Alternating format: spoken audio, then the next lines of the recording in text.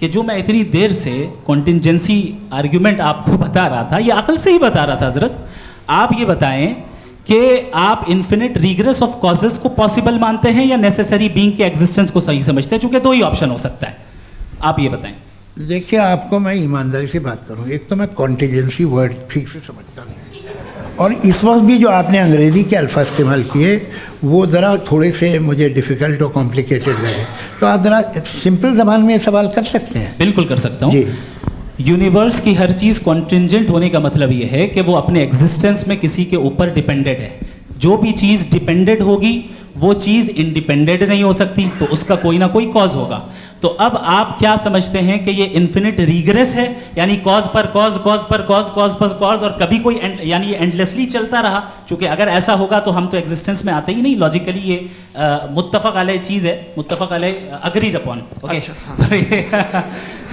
इस पे हमने एग्री किया था कि मुश्किल शब्द आएगा तो अर्थ बताना पड़ेगा। तो इन्फिनिट रिग्रेस तो पॉसिबल नहीं है, तो कहीं ना कहीं आपको रुकना पड़ेगा ऐसे नेसेसरी बीइंग पर। नहीं, कोई ज़रूरत नहीं रुकने की। किसने कहा आप रुकना पड़ेगा? आप रुकते हैं खुदा पे, आप नहीं रुकते। आप कहते हैं वो हमेशा से, जब उस वक्त से जब वक्त नहीं था। आप कहाँ रुकते हैं कि अब हुआ था वो? आप नहीं कहते। हम क्यों नहीं मान सकते कि यूनिवर्स जो है और बल्कि मल्टीवर्सेस जो है वो हमेशा से हैं, वो बनती है, बिगड़ती है। एक हमारे यहाँ एक चीज़ है ब्लैक होल, वो समेट लेता है वापस, फिर ब्लास्ट होता है, फिर फैल जाता है। और इसमें हमारी तो खैर कोई औकात ही नहीं है इंसान की। एक छोटे से ज़र्रे पे हम 50-60 साल की उम्र रखते हैं, जो करोड़ों अरबों साल की कायनात है उसमें, और पैदा भी नहायत ही बेहुदा वजह से हुए थे। तो इसमें ये सोचना कि इसकी वजूहात और ये क्यों है, ये डिपेंडेंट है, ये हम देख रहे हैं, क्या मालूम। आप सोचिए कि ये जो फैल रही है कायनात, ये कहाँ फैल रही है, ये कहाँ जा रही है, और ये फैल क्यों रही है? अरे बना ली थी तुमने, रुको भैया, हमें काफ़ी है।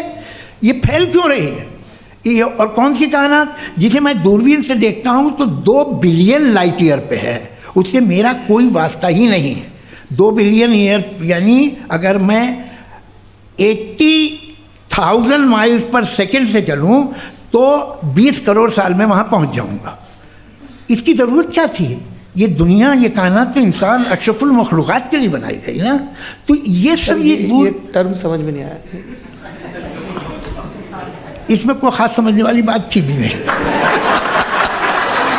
ये जो अल्टीमेट कहा यह जाता है कि ये जो पूरी यूनिवर्स है, ये जो दुनिया है, ये इंसान के लिए बनाई गई। अच्छा, ये सब इंसान के लिए। क्यों साहब, सही है ना?